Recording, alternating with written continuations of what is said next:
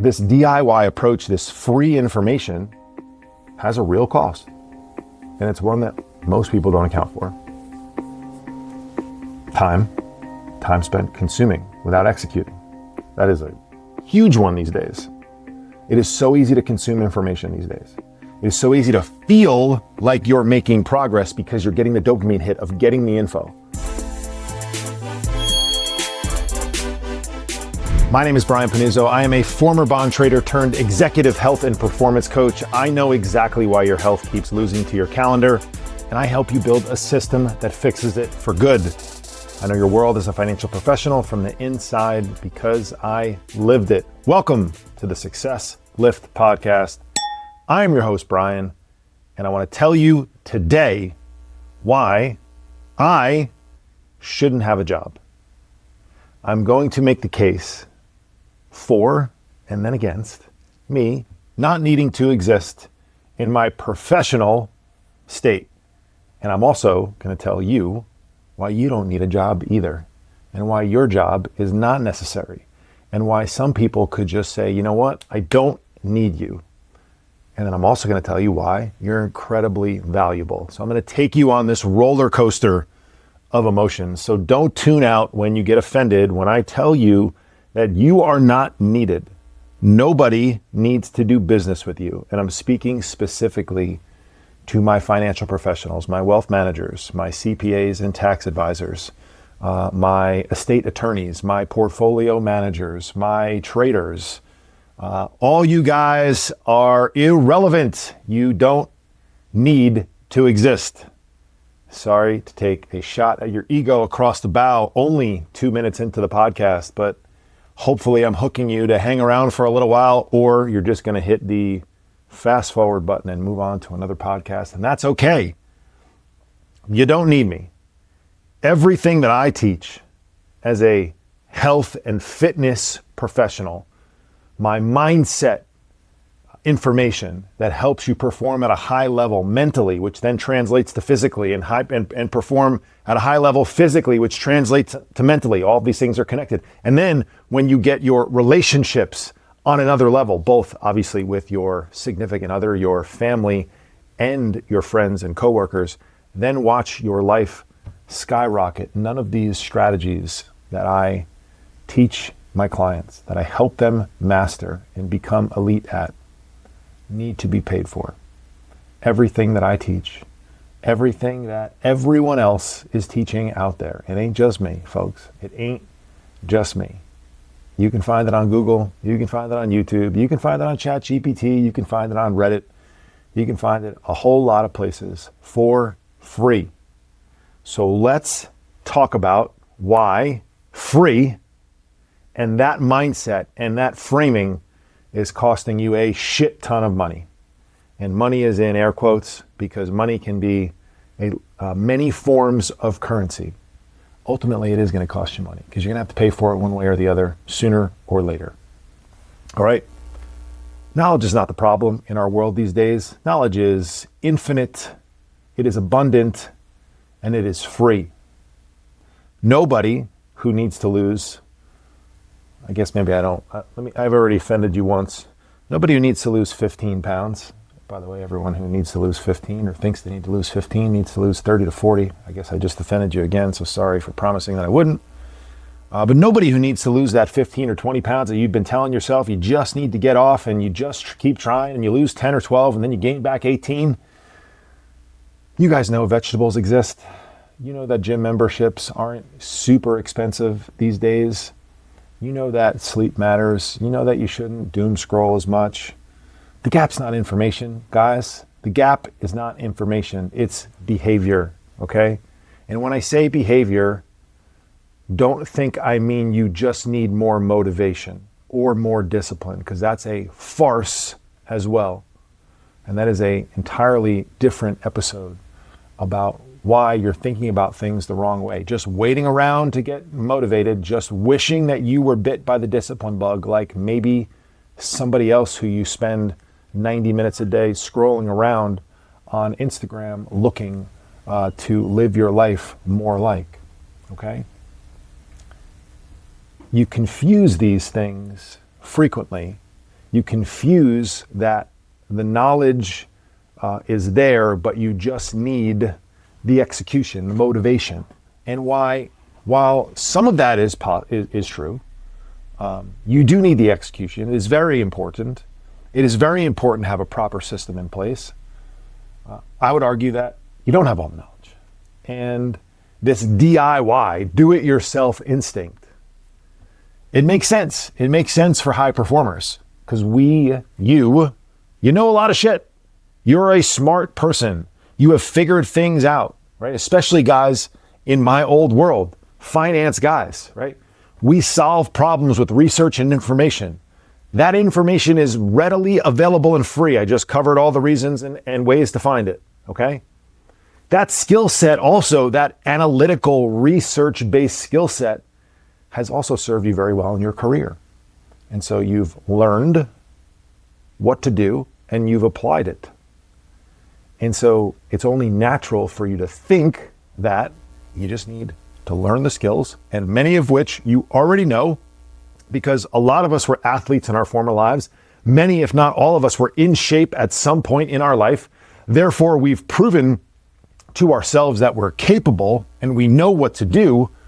We just need to get motivated to do it and have more discipline and wait for the perfect time. I hope you could hear my fake sarcastic voice that I just made up on the fly, and I don't really know why I started to talk like that. All right. Well, let's talk a little bit about why your job should be irrelevant and could be irrelevant. And I'm going to attack you because you attack me all the time thinking that you could do it on your own. Well, I could buy ETFs. I could buy low-cost mutual funds. I could use ChatGPT for my market updates. I could go on to TurboTax and do my taxes. I do none of those. And I also spent an entire career in the financial services space. And while I will admit that there are some people who manage their money and do a decent job of it, I would argue that your time is much better spent doing other things. And you, if you do happen to manage some of your own money, you 100% pay for services that you are neither an expert at nor want to do or will screw up when there are very emotional, chaotic, volatile times. So we talked about volatility last week in our episode. When things get volatile, financial advisors, wealth managers, I don't need to tell you how valuable your job is, because dummies like me make emotional decisions in really volatile markets. And I know that during periods of this year, because I work with dozens of you, I know that your job was to be on the phone most, if not all of the day, talking to your clients, comforting them, letting them know that you have a strategy in place, reminding them that these volatile times happen, that you're probably supposed to do the opposite of what you truly feel, what your gut is telling you to do, that scared voice inside of you. And we should, whatever it is, do X, Y, Z. I don't want to say you should hang on and not sell anything, because maybe the appropriate response in your particular situation was to take action, was to transact. But you did it thoughtfully. You did it objectively. You did it based on the data, not based on vibes, not based on a feeling, not based on motivation, not based on the last Instagram story you saw with a new workout and a new diet. And that is it. That's the magic pill that's going to get me over the hump. I'm just waiting for this moment in time on a Saturday afternoon when I was doing nothing for 45 minutes and I just kept scrolling, and here it is, the answer to everything that I've been struggling with. There's my sarcastic voice again. All right. So we all could do it ourselves. The question is not, can I do it? Technically, can I do this? Of course you can. Question is, do I actually do it consistently? Do I do it correctly? Do I do it when the emotion hits hard? And that, my friends, is what I see often in talking to people and sort of reviewing what they're doing. You're not doing it consistently because you're not part of a structured program. I'm not dollar cost averaging on a monthly basis on my own because I don't have a reminder and automated process set up because no one told me like, hey, you should go do that. I'm not thinking about when, things are like really volatile and down for a 2 or 3 week period. I'm not getting that proactive call saying, hey, listen, I know things are pretty scary right now, but like we own some of the companies that are going to be around for the next 20 years and they're down 10%. And I don't know if they're going to go down another 12% or 15%, but I'm pretty sure in 2 to 3 years, you're going to love this purchase. So here's a suggestion. If you're comfortable, I'm thinking maybe we start to take a nibble at a few more of these, right? That's a call that you make pretty frequently. Or maybe it's the other way. Hey, I know things feel like they're never going down ever again, but we've been up 8% this month. Maybe we should, in some of the names that are not core positions, start to take some profits because you were just kind of messing around with these at the beginning of the year anyway, right? Remember that conversation we had? They remind you of moments that you shared with them because they're really good at their job. I'm raising my hand for those who can't see me on camera. I categorize and inventory and take notes of things that people say to me so that 2 or 3 or 4 months or maybe a year later, I can bring that up in a conversation. Remember when you said that you wanted to do this thing? I just recently had a client that started with me that told me he wasn't able to go skydiving because he was too heavy. There's a weight limit. And that weight limit, it's like 45 pounds off of where he is right now. And while that's not even the goal, that is certainly a rest stop in the journey, in the destination that we have along the way. You think I'm going to be reminding him about that in a couple of months? Maybe when he's struggling, maybe when he wants to sort of give it away one weekend. These are little emotional things that come up. Because if we just try to, or just try to muscle our way through situations, we can just come back to it tomorrow. It's not emotional enough. But that person who knows what you want because you told them, because you shared it with them, you developed a plan together, right? What do my financial advisors provide? They don't provide me information. I don't call them to ask them what's going on with the market. I remember in 1999 and 2000 when I first started at Merrill Lynch, like that was literally what we did. We called clients all day for the senior advisor that I worked with when I wasn't in a dungeon cold calling. I called clients and I would give them a quick market update, or there was like 5 or 6 clients that like I called. It was my job to call them. We called them every day to tell them what the market was doing. Like that no one would ever want that call anymore. They'd be like, dude, what are you doing? Why are you calling me? I have it on my phone. I've been watching. So you don't provide information, you provide structure. You provide accountability. You provide behavioral guardrails. Fancy word. You provide a stop loss, which I think most of you know what is. You provide a stop loss on emotional decisions. You're there to make sure that we don't do anything stupid. And that is exactly, my friends, what a performance coach, what a mental and physical high performance coach provides as well. You're not paying for information. You're paying for the execution under pressure. You're paying for the system that has proven to work during volatile periods of time. So a lot of times, like why this DIY, do-it-yourself approach breaks down for people is because you have consistency in bursts without accountability. And so you start, you stop, you restart. You're going to do it again. You get motivated. You have a 2-week break. You come back. It works until our life volume starts to increase. I talk to my clients a lot about holding the standard. We talked about that last week too in the volatility episode. I think I recall mentioning military personnel in a firefight. Once again, never been in a gunfight before. So can only give you the stories that I've heard or the perspective that makes sense to me. You don't start to have goals that you chase after. You don't get motivation in the firefight. You fall to a standard that you have been living by day after day after day. When you're tired, when you're emotional, when things are great, when things suck, you hold the standard. And that's why they drill this stuff. We also become emotional overrides for our clients. I have clients that have had a very stressful year, very stressful. They've traveled a lot. They've had bad weeks. They've lost money at work. I'm the son of an electrician. I know circuit breakers.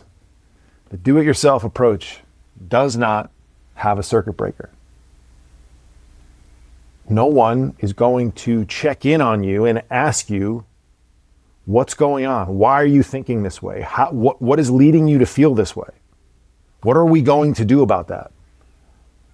We bury our heads in the sand and we pretend things don't exist. And you know some of the things to prioritize. You know that you should eat a little bit better. You know you should sleep more. You know you should probably go to the gym a little bit and exercise. But there's no system. It's prioritization without a system. And you know, you're aware of some of these principles, but there's no architecture. There's no fitting it in like into a really high performance, high demand, high stress life. It's when the stars align. Right? You know you need to sleep more, but how many times I've just suggested to people, hey, like you've been telling me that you're struggling to go to bed before 11 p.m., but when I ask you what you do at your last 60 to 90 minutes of the day, you say that you're either watching TV or on the phone. And while I understand like the simple fix is to just tell you to turn it off, like duh, like turn it off, don't watch it. I understand. But like, what if you start to put some guardrails around your environment, right? So what if you set an alarm on your phone right then and there when we're talking right now? I have clients do it. Stop what you're doing.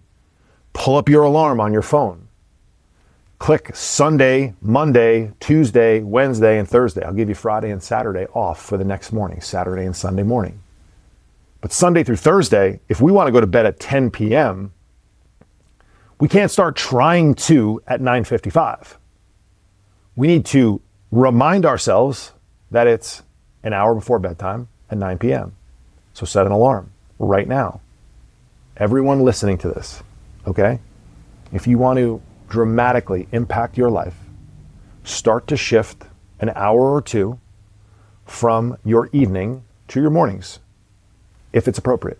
Some of you may already be getting up at 5 a.m. I am not suggesting to get up at 3. Get up at 4 if you wanted to, I don't know. But if we set an alarm at 9 p.m., which you should do right now, if you want to go to bed at 10, 1 hour before your bedtime, desired bedtime, set an alarm. One time. You don't have to do it ever again. It stays there the entire time. It stays on. When that alarm goes off, you actually have a 10 to 15 minute grace period. We are not insane in this program. We realize that whatever you're doing at 9 p.m., let's just say it's 9 and 10 when we want to alarm to bed, at 9 p.m., you are going to want to continue to do whatever it is you're doing. Watch the show, doom scroll, finish the emails, work a little bit, whatever it may be. So you have a 10 to 15 minute grace period. So hit the snooze button once. When it comes back on, then you know that it's time to actually shut it down. So we shut it down. For the next 5 to 10 minutes, we get ready for tomorrow. We prepare our environment. We maybe clean up the kitchen. Please, God, don't wake up and start cleaning up your house for the first 15 minutes. Do it before you go to bed. You're tired, I know. Well, if you have this process, you'll be able to do it in enough time. Clean up, shut it down. Go to bed into your bedroom with a clean environment, at least as clean as possible, so that when you get up in the morning and get to it, whether it be with fitness or with work or whatever, you don't have a cluttered, messy environment. Then the magic happens. Your phone goes on airplane mode. When your phone goes on airplane mode, it's about as interesting as a brick. You can't get a text, you can't see an email, you can't check Instagram or LinkedIn. You can't see what's going on with futures overnight. You don't know what's happening in Asia. You don't know where S&P and European futures are. You can't see shit. You can't get a phone call. Your phone is as interesting as a brick. So turn it off. Airplane mode. It's perfect. Put it away from the nightstand. All these things are little insurance policies. Then go spend 10 or 15 minutes reading, connecting, journaling. There's a number of different strategies we have inside of our program that we suggest to clients. Any or all of those would be great. But get the hell off your phone and get off of screens. And remind yourself it is time to start to go to bed. PM alarm, airplane mode. Two of the most powerful things you can do. Promise you. That's a system. That's basic stuff, right? Like I didn't just share anything.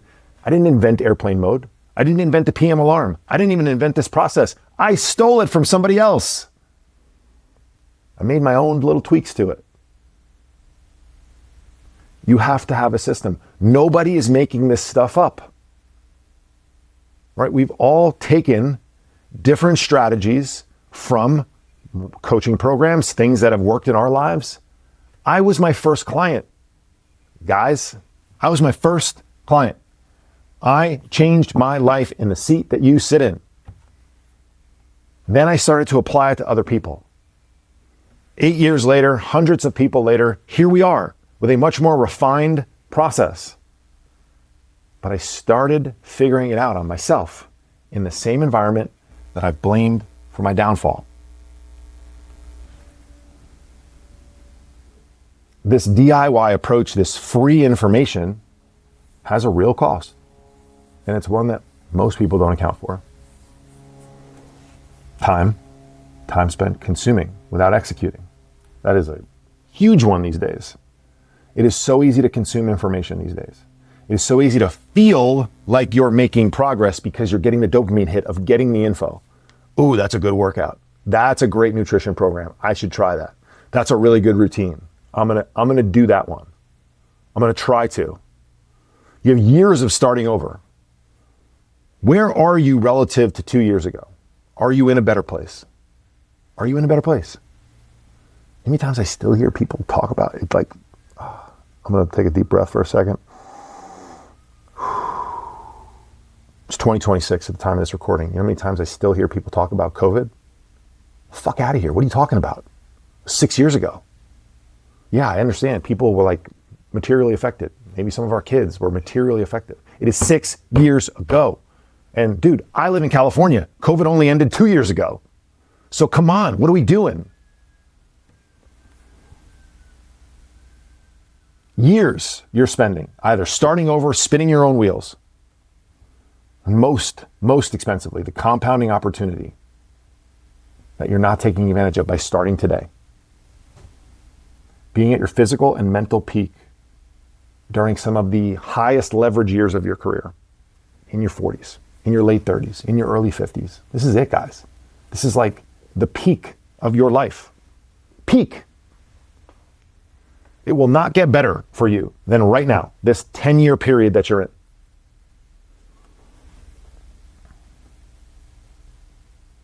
Men who hire me do not need to be told what to do. Some guys say, like, just tell me what to do. Cool.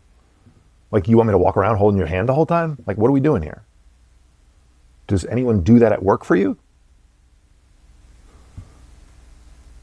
The people that come into this program are the ones who finally decide that knowing what to do is not enough. It's not enough. They want someone to make sure it actually happens. I want my taxes to get filed. I don't just want to say, that's a good idea. So I have an accountant. I want my money to be managed properly and not get neglected when life gets busy on my end. That's the thing. It's not that you don't care. Other shit gets in the way. And therefore you neglect. We neglect the things that aren't our major expertise, maybe pay the bills for us on a daily basis, are front and center as like our most passionate things. The guys who I work with are not like supremely passionate about fitness. Some are, most aren't. Most realize that it's the means to an end for them. The benefit that they get from it, the productivity, the confidence that it creates in their life. walking around being asked like, dude, what do you do? What is like, how'd you do that? How did you do that? You want to feel really, really good? Have somebody ask you, how'd you do that? I walked into a college baseball game the other day, and someone who may or may not have been drinking, I don't know, asked me if I was a player. Ma'am, do you see the gray hair? Do you like, does this look like a 20-year-old human being? I'm freaking 48. Thank you. I appreciate you. Made my day, but what are we talking about here? Well, like, does anyone ask you, is anyone curious about what you might do outside of your job or maybe for your job? Are you a security guard? I get that sometimes. I'm not saying that being mistaken for a security guard is a lifelong dream of everyone's. But is anyone ever curious about what you do? Is anyone ever curious about how you XYZ, stay in shape, look the way you do? It's happening a lot inside of our program.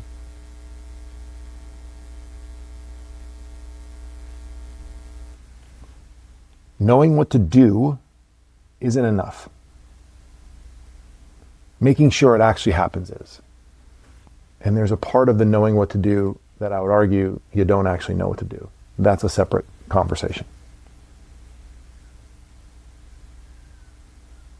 So what have you been telling yourself? You know what to do. It's just like a motivation thing. It's a time thing. How long have you been saying that? And when are you going to do something about it? My job is not necessary, but neither is yours. We both have jobs for a very specific reason. Because we're experts at what we do. We hold people accountable to the things they said that they wanted. We provide a detailed roadmap for people to get there that is time tested.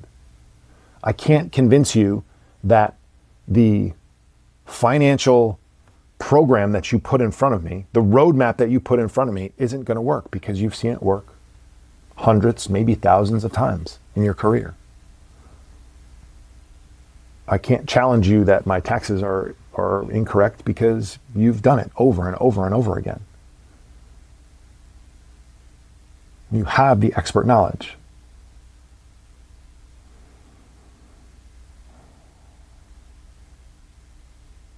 If you're done doing this by yourself and would like to have a conversation with people who know what they're doing and do this every day, every single day for a living, that hold people accountable, that take them from point A to point B in a very detailed manner, that don't allow them to go off track when things get emotional, that helps them develop a system inside their busy lives, their unique lives, built specifically for them, you can reach out to us at thesuccesslift.com. You can email me at brian@thesuccesslift.com, or you can text me at 917-709-4283. I appreciate you for listening to this. If you enjoyed it, share it with somebody. Remember to leave a review for the podcast and like the podcast.